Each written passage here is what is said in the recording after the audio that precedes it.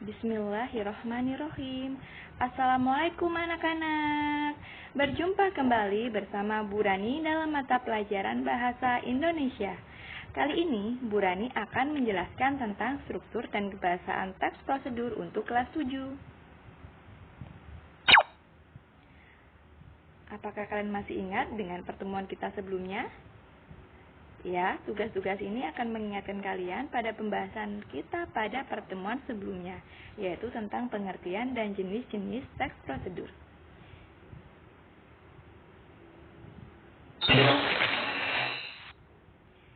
Nah, pada pertemuan kali ini kita akan melanjutkan pembahasan kita tentang struktur teks prosedur dan ciri kebahasaan teks prosedur. Oh iya, Bu Rani ingin menyampaikan, jangan lupa tetap saksikan video pembelajaran ini dari awal hingga akhir dan jangan pernah di-skip karena di setiap bagian dalam video pembelajaran ini akan Bu Rani sajikan pertanyaan-pertanyaan yang harus kalian jawab pada link yang nantinya akan Bu Rani sediakan. Jadi tetap saksikan dan jangan pernah di-skip. Struktur teks prosedur. Seperti yang Bu Rani jelaskan di awal bahwa teks prosedur ada 3 jenis. Yang pertama, teks prosedur membuat sesuatu, teks prosedur menggunakan atau memainkan sesuatu, dan teks prosedur melakukan sesuatu. Maka ini adalah ketiga struktur teksnya. Untuk struktur teks prosedur membuat sesuatu ada judul, tujuan, alat dan bahan, langkah-langkah, serta penutup. Untuk struktur teks prosedur menggunakan atau memainkan sesuatu, ada judul, tujuan, alat dan langkah-langkah, penutup. Serta struktur teks prosedur melakukan sesuatu, ada judul, tujuan, langkah-langkah, serta penutup juga. Nah, jika kalian perhatikan dari ketiga struktur teks prosedur ini, manakah yang sama? Atau adakah yang berbeda? Ya, benar. Perbedaannya terdapat pada alat dan bahan. Pada struktur teks prosedur membuat sesuatu terdapat unsur alat dan bahan. Namun, pada struktur teks prosedur menggunakan atau memainkan sesuatu dan melakukan sesuatu tidak ada bagian alat dan bahan. Agar kalian lebih memahami tentang struktur teks tersebut, Bu Rani sajikan pembahasan berikutnya. Struktur teks prosedur membuat sesuatu. Tadi ada judul. Judul merupakan nama benda atau sesuatu yang hendak dibuat. Kemudian yang kedua ada tujuan, berupa pengantar yang menyatakan tujuan penulisan. Yang ketiga ada alat dan bahan, berupa paragraf atau rincian bahan dan alat dengan ukuran yang akurat. Yang keempat ada langkah-langkah, berisi urutan langkah secara rinci per tahap. Dan kelima, penutup, menekankan pada keuntungan dan ucapan selamat. Pada bagian ini bersifat pilihan dan tidak wajib ada. Sekarang kita masuk pada pertanyaan pertama. Simak baik-baik ya, Nak. Sebutkan struktur teks prosedur membuat sesuatu.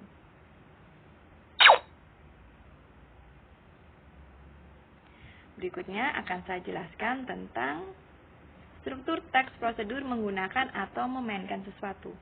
Tadi sudah kita bahas bersama bahwa terdapat judul, tujuan, langkah-langkah, dan penutup. Yang membedakannya dengan struktur teks sebelumnya adalah bagian, alat, dan bahan. Pada bagian ini tidak ada. Kita masuk pada pertanyaan nomor 2. Sebutkan struktur teks prosedur menggunakan atau memainkan sesuatu.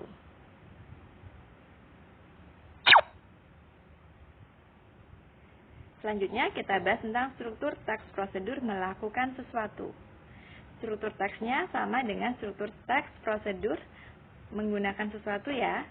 Ada judul, tujuan, langkah-langkah, serta penutup. Maka pertanyaan nomor 3 adalah Sebutkan struktur teks prosedur melakukan sesuatu.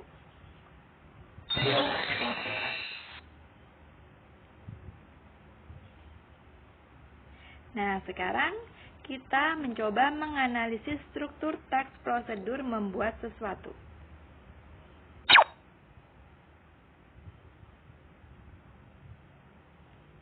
Masih ingat kan tadi struktur teks prosedur membuat sesuatu? Sekarang coba kita analisis pada contoh teks berikut ini. Cara membuat bubur Manado. Ada yang tahu klausa ini mengarah pada apa? Tidak ada titik, berarti bukan kalimat. Ya, ini adalah klausa. Ya, benar. Ini adalah bagian dari struktur teks prosedur. Yang disebut apa, anak-anak? Judul. Benar sekali. Menu sarapan super sehat dan kaya serat. Penambahan singkong dan ubi ungu, selain untuk memperkaya warna dan gizinya, juga membuat tekstur bubur beras merah ini lebih pulen. Ada yang tahu? Bagian ini merupakan struktur teks apa? Benar sekali. Tujuan. Kita lanjutkan. Bahan-bahan. 400 gram nasi merah, 200 gram singkong, 200 gram ubi ungu, 2 batang serai digeprek, 1 ikat kangkung, 1 ikat bayam, 1 buah jagung manis, dan 1500 ml air. Ada yang tahu ini bagian apa? Sudah jelas di situ dikatakan bahan-bahan, berarti ini termasuk bagian alat dan bahan. Berikutnya, langkah-langkah. 1. Didihkan air. Selanjutnya, masukkan secara berurutan nasi merah, singkong, ubi, jagung pipil, dan serai. Lalu, aduk sampai bubur mengental. 2. Setelah itu, tambahkan kangkung dan bayam. Kemudian, aduk beberapa saat, jangan sampai terlalu layu. 3. Angkat dan hidangkan panas ditemani ikan asin dan kerupuk. Ada yang tahu ini bagian apa? Sudah jelas terdapat tulisan langkah-langkah, maka bagian ini adalah langkah-langkah. Tepat sekali. Berikutnya, mudah, murah, dan sekaligus sehat. Sarapan sehat dengan menu makanan tradisional yang telah dikreasikan. Selamat mencoba. Ada yang tahu bagian terakhir ini termasuk struktur teks apa? Ya, benar sekali. Ini adalah bagian penutup. Bagian penutup sudah paham? Burani harap kalian sudah paham tentang analisis struktur teks prosedur. Jika sudah paham, sekarang kita beralih ke analisis kebahasaan dari teks prosedur. Di sini masih Burani sajikan teks yang sama, yaitu cara membuat bubur Manado. Tapi yang perlu kalian perhatikan di sini adalah perhatikan kata-kata atau tulisan atau teks yang Burani tandai dengan warna merah. Ada yang bisa menemukan? Ya, di situ ada angka 1, 2, 3 yang Burani warnai merah. Ada yang tahu maksudnya apa? Ada hubungannya dengan ciri kebahasaan dari teks prosedur.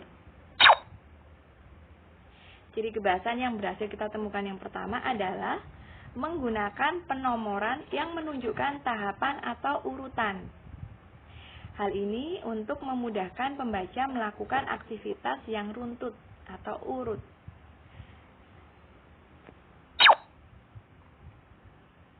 Selain penomoran 1, 2, 3, pada teks prosedur biasanya juga terdapat kata-kata seperti pertama, kedua, ketiga, dan seterusnya. Untuk hal ini saya rasa pasti paham ya, anak-anak.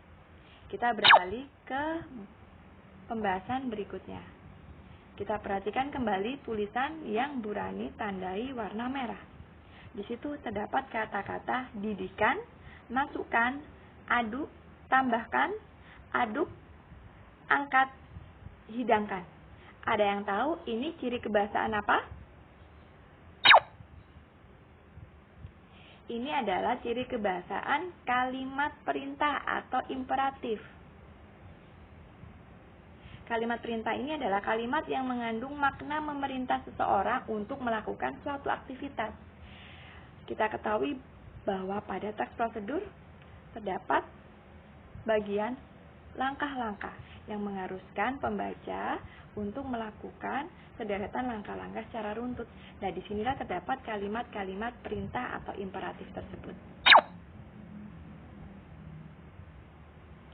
Tadi terdapat kata didihkan, masukkan, aduk, tambahkan, aduk, angkat, hidangkan.